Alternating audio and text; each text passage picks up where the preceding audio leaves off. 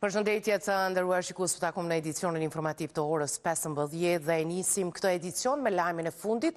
Pra pak minutave presidentja Vjosa Osmani ka njoftuar se do të nisë konsultime lidhur me konstituimin e kuvendit. Një seri konsultash do zhvillon të enjësën derisa u tha se ftesat janë dërguar dhe po i presin konfirmimet. Presidentja Osmani do të fillojë një seri konsultimesh rreth çështjes së konstituimit të kuvendit nga data 15 maj. Ftesat tashmë janë dërguar për takimet e para dhe po presim konfirmimet, thuhet në njoftim. Aleanca për Ardhmërinë e Kosovës e ka dorëzuar në gjykatën kushtetuese çështjen e formimit të komisionit për votim të fshehtë në seancën konstituive të kuvendit. Ky subjekt ka njoftuar se kanë dorëzuar edhe vendime të tjera që kanë të bëjnë me seancat paraprake, ndërsa mbështetjet kanë marrë edhe nga PDK-ja dhe LDK-ja. Që nga tentimi 9 provuan të ndërrojnë mënyrën e votimit. Prej një majit, lëvizjave të vendosje tentoi 6 herë që propozimi i tyre për krye parlamentare të votohet fshehtë, por kjo refuzua çdo herë nga partitë e opozitës së deridjeshme që cilësuan këtë veprim si jo kushtetues. E të hënën kjo dërgua si lëndë për shqyrtim në gjykatën kushtetuese nga 11 ligjvënës të PDK, LDK e AAK. Raporti është hartuar nga ekspertë Aleancës për Ardhmërinë e Kosovës dhe ne kërkuam nga gjykata kushtetuese që kjo të trajtohet me prioritet. Duke konsideruar që është shkelje ligjore, po mendojmë që po zhvlerësohet edhe vlera e kuvendit të Kosovës duke mbajtur seanca plenare çdo 48 orë dhe seanca të cilat i konsiderojmë që po shkelet kushtetuta e Republikës së Kosovës. Përfaqësuesi atyre, deputeti Atime Kadria i njoftoi se kërkoi nga instanca më e lartë gjyqësore që t'i ndalojë seancat përkohësisht. I lutem akteret që ta trajtojnë me prioritet, ndoshta edhe me një pezullim të përkohshëm, me një mos të përkohshëm për ndalim të mbajtjes së seancave derisa gjykata me prioritet ta trajtojë këtë lëndë dhe ta merr një vendim. Ndërkohë lëvizjave të vendosje po insiston në votim të fshehtë dhe në emrin e Albulena Haxhiut si propozim për krye parlamentare. Të dielën ishte dështimi 14 për konstituimin e institucionit legjislativ, teksa tentativa e 15 u caktua për të martën në mëngjes. Jo në kushtetuese, por në zyrat e rregullatorit për energji, kërkesë ka dorëzuar edhe Lidhja Demokratike e Kosovës. Kjo parti ka kërkuar anulimin e vendimit për rritje të çmimit të energjisë elektrike dhe shtyrjen e vendimit për largimin e rreth 1300 bizneseve nga tregu i rregulluar i energjisë. Kemi një kërkesë të cilën tashmë e dorëzuam në zyrën e rregullatorit të energjisë, e cila ka të bëjë me anulimin e 2 vendimeve. E para që rreth 1300 biznese të dalin në tregun e hapur nga data 1 qershor dhe e dyta anulimin e vendimit për ngritjen e tarifave 16.1%. Ishim takim bashkë me zotin Azemi, biseduam për gati një orë me përfaqësues të bordit të zyrës së rregullatorit të energjisë, në takim ishte zoti Fejzullahu. Biseduam gjërë gjatë, në fakt mund të them që kishte plot arsyetime. Mirë, po nuk është që morëm përgjigje pozitive për shqyrtimin dhe trajtimin e kërkesës. Sipas tyre, një vendim të tillë mund ta shtyjë vetëm qeveria, në këtë rast e Republikës së Kosovës, kushdo që është duke ushtruar detyrën e qeverisë dhe të ministrave, sepse bëhet fjalë për rreth 50 milion euro, domethënë diferencë në çmime, të cilat duhet të vinë nga subvencionimi i buxhetit të shtetit, përndryshe këta detyrohen që vendimin ta lënë në fuqi dhe nga 1 qershori të kemi pikërisht këtë. Shqetësim lidhur me vendimin e ZRE-s që detyron bizneset me mbi 50 punëtorë të furnizohen nga tregu i hapur e energjisë, ka shprehur edhe Aleanca Kosovare e Bizneseve. Kryetari Agim Shahini tha se janë kundër detyrimit të kompanive që të furnizohen nga tregu i hapur e energjisë deri 5 fish më shtrenjtë se sa nga keku. Problemi thelbësor i kësaj çështje është vendimi i ZRE-s që do të sjellë pasoja. Rritja e çmimit të energjisë elektrike 16.1% është një pjesëmarrje dhe një rritje e madhe. Detyrimi i kompanive mbi 50 punëtor dhe mbi 10 milion euro qarkullim vjetor që të furnizohen nga tregu i hapur i energjisë elektrike, ky çmim do të jetë 3 deri në 5 herë më shtrejt se sa që këta biznese mund të blejnë nga keku, ose 2 herë më shtrejt se sa është çmimi aktual nga Kesko. Sot bën 26 vjetë nga rënja e komandantit të ushtrisë qërimtar të Kosovës, Agron Rahmani. Në nderim të veprës së tij, qytetarë të shumtë të bashkëluftëtarë dhe të afërm bën homazhe pranvarrit të tij, përfshirë dhe kryeministrin në detyrë Albin Kurti. Ai kujtoi se të dy kishin qenë së bashku në burg gjatë viteve 1989-90 në kohën e demonstratave dhe më pas ishin bashkuar në organizimin e UÇK-s. Agron Rahmani ka pasur edhe të njëjtën moshë me Bari Fazliun, por në vitet 89-90 që të dy po ashtu për disa muaj kanë qenë gjithashtu në burg në kohën e demonstratave të atëhershme dhe më pastaj janë organizuar bashkaresht pjesëtar të ushtrisë shqiptare të Kosovës dhe me dallim prej 5 ditësh bien heroikisht në përballje me forcat armike.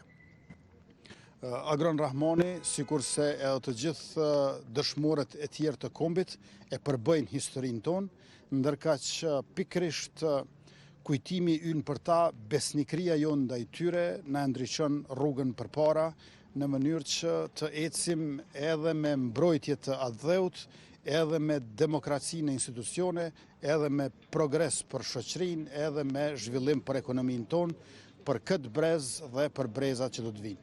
Lavdi Agron Rahmanit dhe të gjithë dëshmorëve martirëve të kombit shqiptar. Kalojmë në Shqipëri, procesi zgjedhor i cili përfundoi të dielën ka dhënë një epërsi të qartë për Partinë Socialiste të kryeministrit Edi Rama. Sipas rezultateve preliminare, socialistët kanë siguruar 83 mandate në kuvend, ndërsa Partia Demokratike drejtuar nga Sali Berisha renditet e dyta me 51 mandate. Gjatu marrë në fushat me të 77-313 Bajrame. Por as disat e unikatilit nuk i ndihmuan Lulzim Bashës në zgjedhjet e 11 majit në Shqipëri.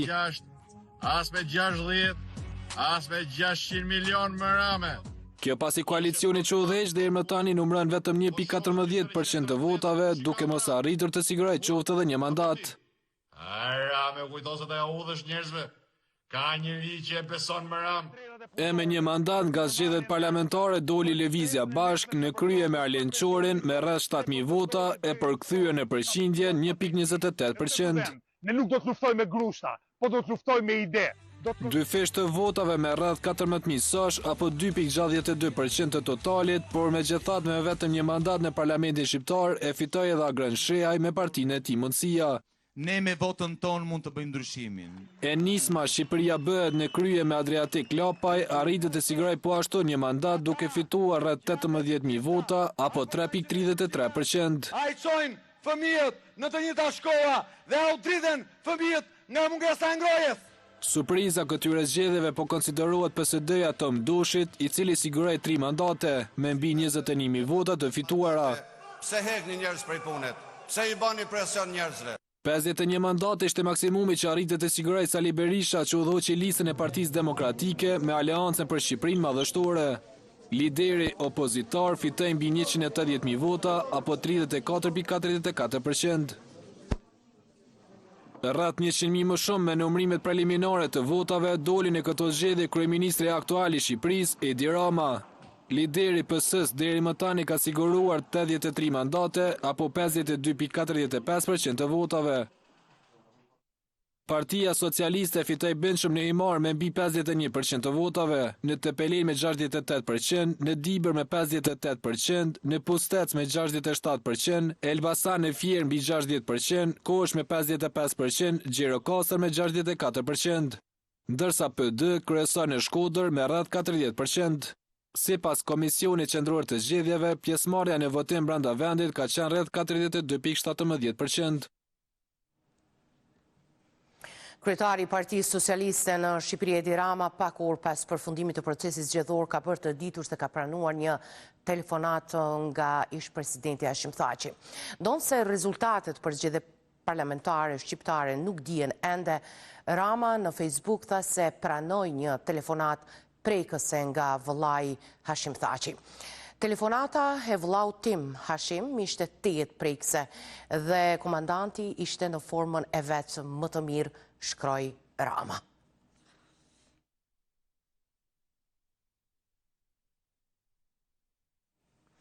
Policia ka njoftuar se kryetarja e dhomave të specializuar të gjykatës speciale Ekaterina Trëndafillova do të qëndrojë për vizitë në Kosovë nga hëna deri të mërkurën. Me këtë rast thuhet se policia e Kosovës në bashkërendim me autoritetet kompetente ndërkombëtare gjatë kësaj vizite do të angazhohet për ruajtjen e rendit dhe qetësisë publike. Për të mundësuar qarkullim të lirë sipas itinerarit të lëvizjes si dhe zhvillimin e aktiviteteve apo takimeve të personaliteteve sipas agjendës, policia e Kosovës do të bëjë ndërprerje të përkohshme të qarkullimit të trafikut në intervale të shkurtra kohore të disa segmenteve rrugore, ku dhe mund të ketë riorientim të trafikut në rrugë alternative. Andaj policia e Kosovës kërkon mirëkuptim të plot nga ana e qytetarëve dhe pjesëmarrësve në trafik, thuhet në njoftim. Organizatat e dala nga lufta kanë reaguar sërish për vizitën e paralajmëruar në Kosovë të kryetarës së dhomave të specializuara Ekaterina Trëndafillova. Organizata veteranëve të luftës së ushtrisë qërimtare të Kosovës dhe organizata të tjera thanë se vizita e saj është e papranueshme dhe fyerje e rëndë ndaj të gjithë atyre që sakrifikuan për lirinë e këtij vendi. E paralajmëruar të mbahet në një perdë të trashë të fshehtësisë, papraninë e qytetarëve dhe kjo vizit nuk ka asgjë të përbashkët me drejtësinë apo transparencë, përkundrazi. Është përpjekje për të ikur nga llogaridhënia dhe për të vazhduar një agjendë të njëanshme politike, thuhet në reagimin e OVL të UÇK-s. Sipas organizatave, kjo qasje arrogante dhe fyese nuk është tjetër veç se vazhdim i padrejtësisë që po u bëhet krerëve të UÇK-s në Hag.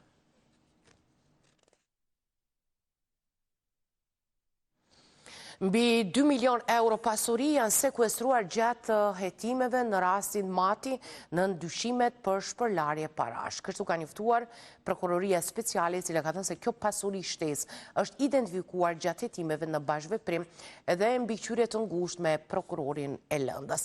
Në komunikat theksohet se janë sekuestruar 20 njësi banesore, 2 lokale afariste, 17 vend parkingje, si dhe 6 depo. Rasti është në hetime në drejtim të veprës penale shpërlarja e paras.